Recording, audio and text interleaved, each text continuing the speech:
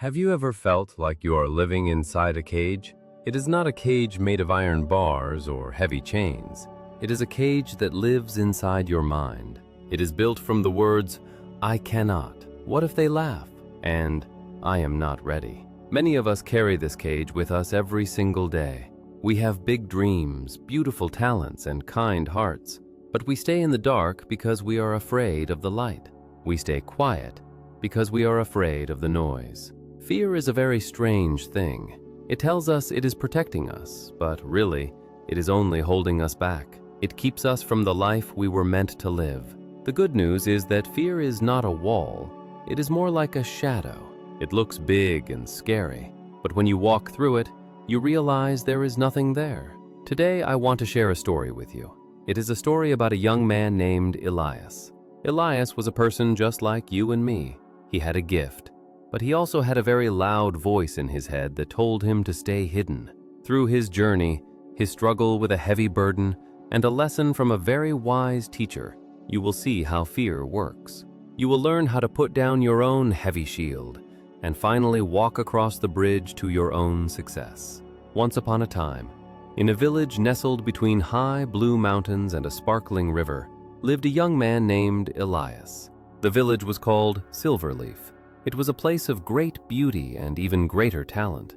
In Silverleaf, everyone was a maker. Some people made delicious bread that smelled like summer. Some made colorful clothes from silk. Others built strong houses that could last for 100 years. Elias was a woodcarver. He worked in a small, dusty shop at the edge of the village. Inside his shop, there were pieces of cedar, oak, and pine. Elias had a magical touch with wood. He could take a simple block of brown timber and turn it into a rose that looked so real you wanted to smell it. He could carve a small bird that looked like it was about to fly away. But there was a problem. No one in the village ever saw his work. Elias worked only at night when the streets were empty and the windows were dark. During the day, he kept his carvings hidden under thick gray cloths. If a neighbor knocked on his door to ask for a new chair or a decorative bowl, Elias would shake his head. He would say, "I am not ready yet. My work is not good enough." Elias lived in a state of constant worry. This was his internal struggle. He was not lazy. In fact, he worked harder than anyone else. He was not distracted. He focused on his wood for hours. His problem was a deep, heavy fear of failure. He often thought, what if I show my work and people find a mistake? What if they compare me to the great carvers of the city and find me lacking? It is better to stay hidden than to be judged. This fear started to change his life in a bad way. Because he never sold his work, he was very poor. He ate only simple soup and bread. His clothes were old and full of holes. But the worst part was the sadness in his heart. He felt like a bird with wings that never flew. He watched his friends open shops and celebrate their success. He watched them get married and build lives. Elias stayed in his dusty shop, alone with his beautiful hidden carvings. He was a prisoner of his own what-ifs. One evening, he sat by his window. He looked at a carving of a lion he had finished. It was perfect. The mane of the lion looked like it was moving in the wind. But as soon as Elias heard a footstep outside, he quickly threw a cloth over the lion.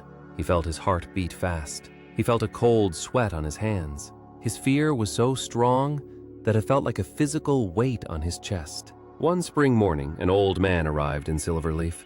His name was Master Thorn. He was famous across the land as the greatest teacher of art and life. He did not carry tools.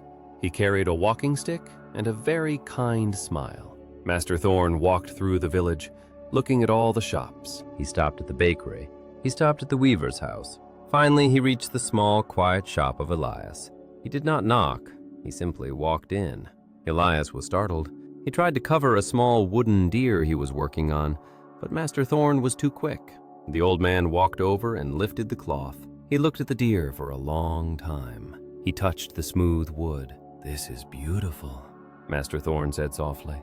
"Why is it hiding in the dark?" Elias looked at the floor. "It is not perfect, Master.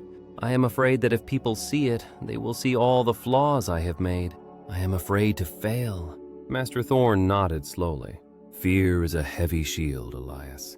You carry it to protect your heart, but it is so heavy that you cannot move forward. Tell me, do you want to be free?" Elias looked up. His eyes filled with a little bit of hope. "Yes, I am tired of being afraid."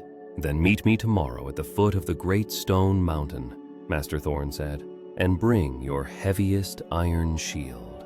The next morning, the sun was just beginning to turn the sky pink. Elias met Master Thorn at the mountain. Elias was breathing hard. He was carrying a massive, heavy shield made of thick iron. It was a family heirloom he kept in his cellar. It weighed as much as a small tree. "Good," Master Thorn said. "Today we will walk to the top of the mountain. There is a very narrow bridge at the peak. You must cross it while holding your shield.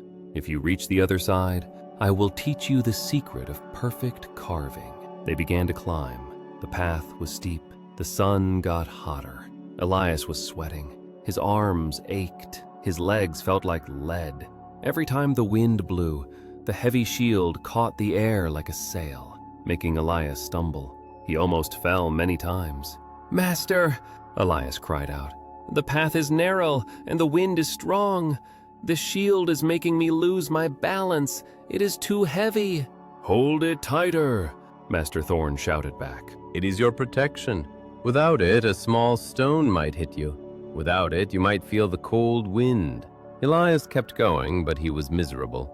He was so focused on not dropping the shield that he could not see the beautiful flowers on the mountain.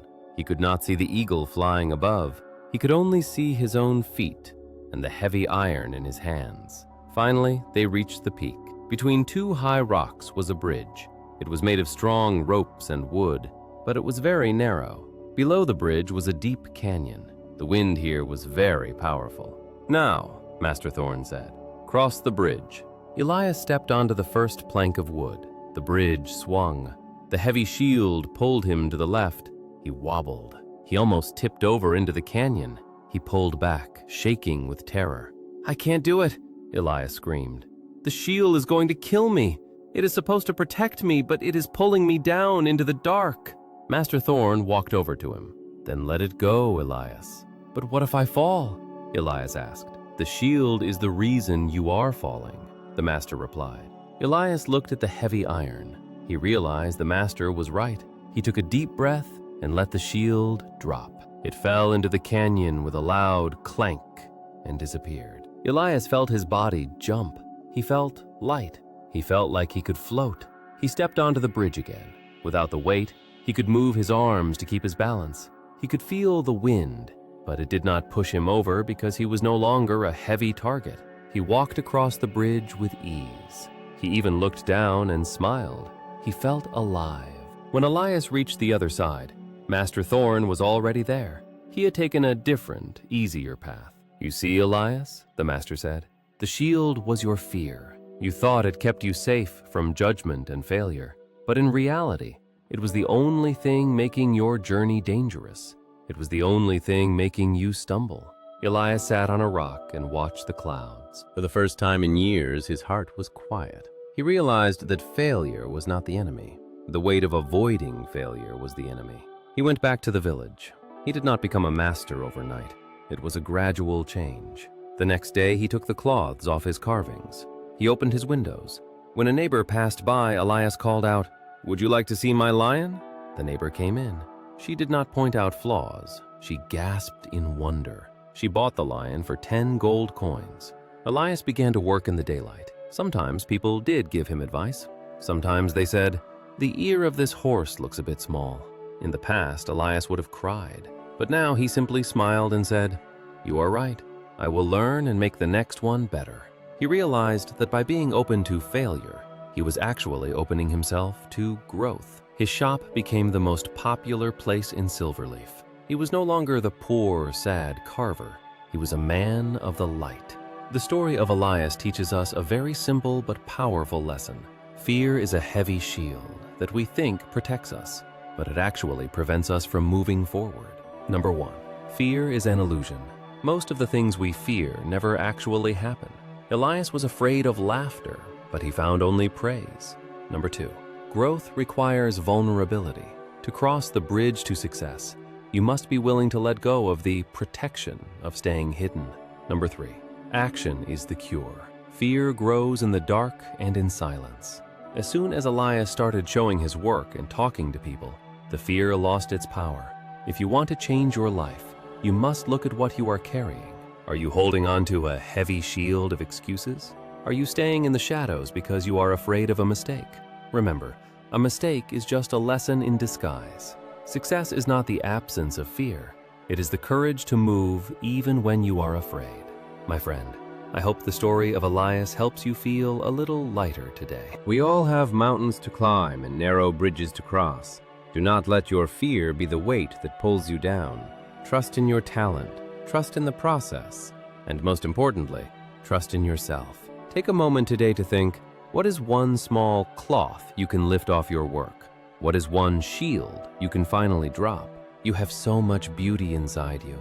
The world is waiting to see it. Keep learning, keep growing, and never be afraid to step into the light. If you found this story helpful, feel free to share it with someone who might be feeling stuck.